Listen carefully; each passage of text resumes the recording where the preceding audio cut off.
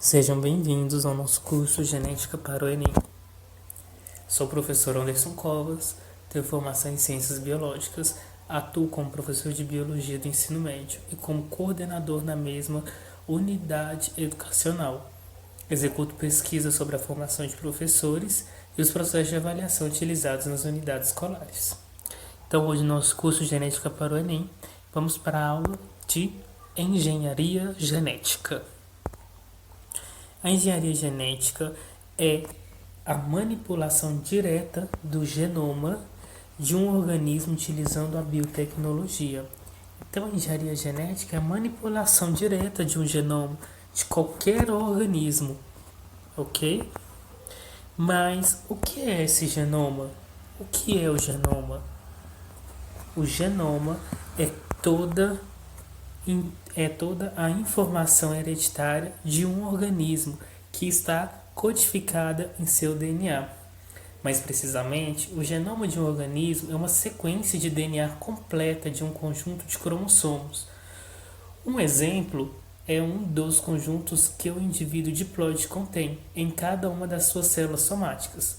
Quando se diz que o genoma de uma espécie que se reproduz sexualmente foi sequenciado, normalmente está referindo-se à determinação das sequências de um conjunto de autossomos e de cada tipo de cromossomo sexual, que determina o sexo, mesmo em espécies cujo indivíduo são todos do mesmo sexo, o que é descrito como uma sequência genômica. Pode ser um composto de cromossomos de vários indivíduos. Então, é toda informação hereditária que está contida dentro do DNA do indivíduo. Isto é o genoma. Então, a engenharia genética é o quê?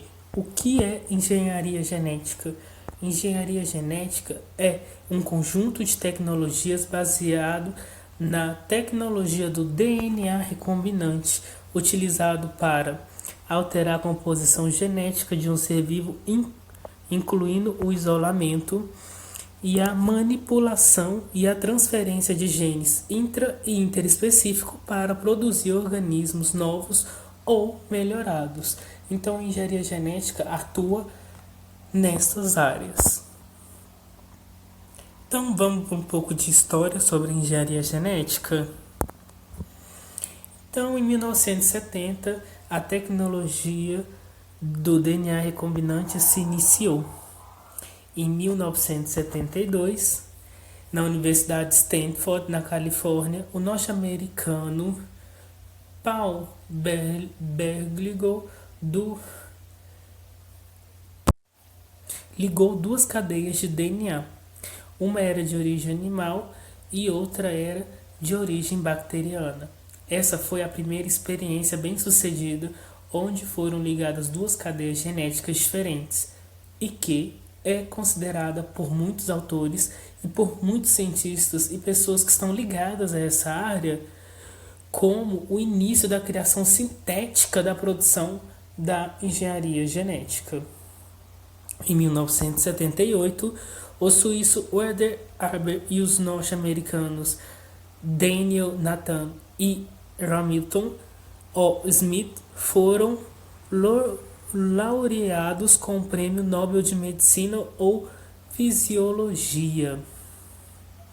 Este prêmio foi dado a eles por eles terem isolado as enzimas de restrição, que são substâncias capazes de cilindrar o DNA controladamente em pontos precisos, juntamente com a ligase, que consegue unir fragmentos de ADN, enzimas de restrição, formada a base inicial da tecnologia do DNA recombinante.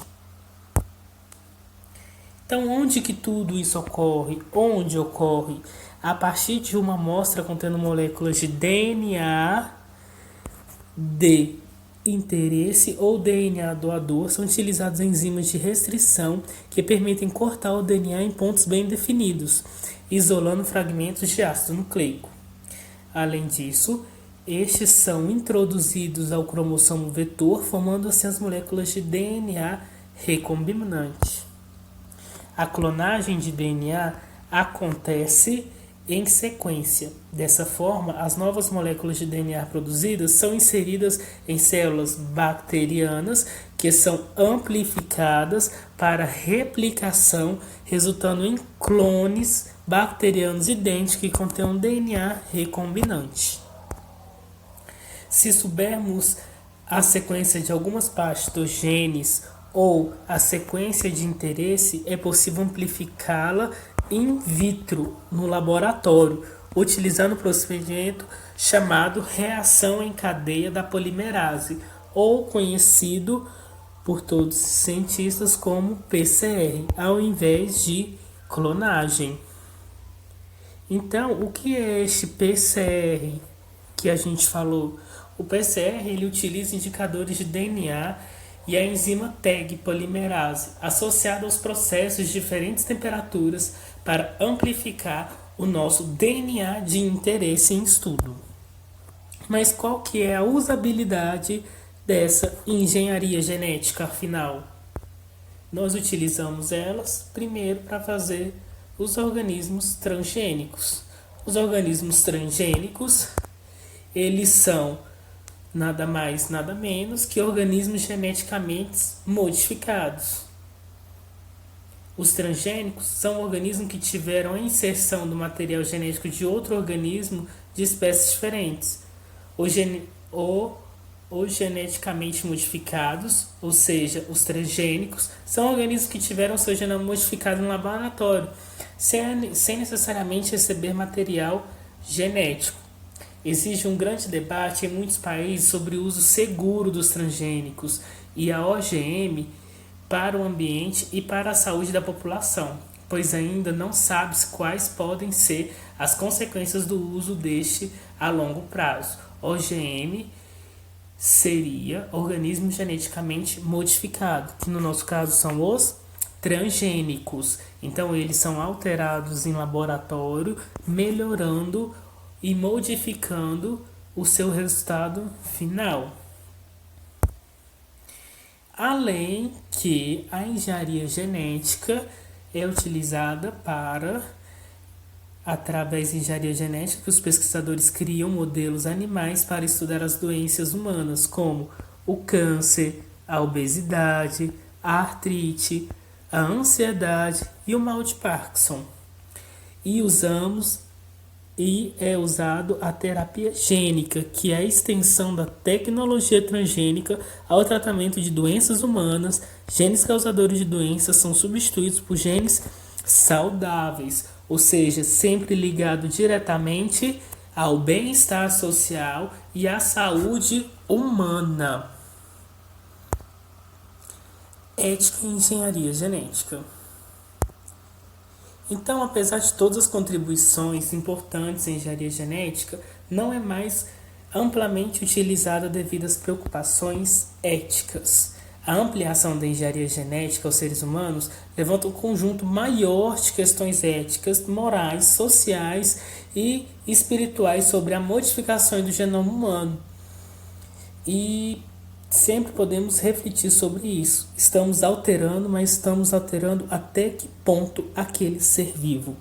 Então, a ética e os valores servem para isso, para nos mostrarmos até onde devemos ir e até onde devemos parar.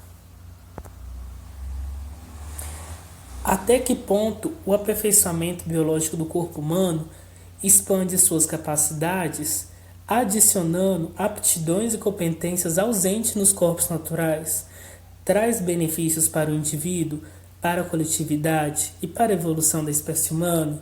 Então são questionamentos que devemos parar para pensar, sempre na coletividade e na evolução da espécie humana. Obrigado por assistir mais essa aula.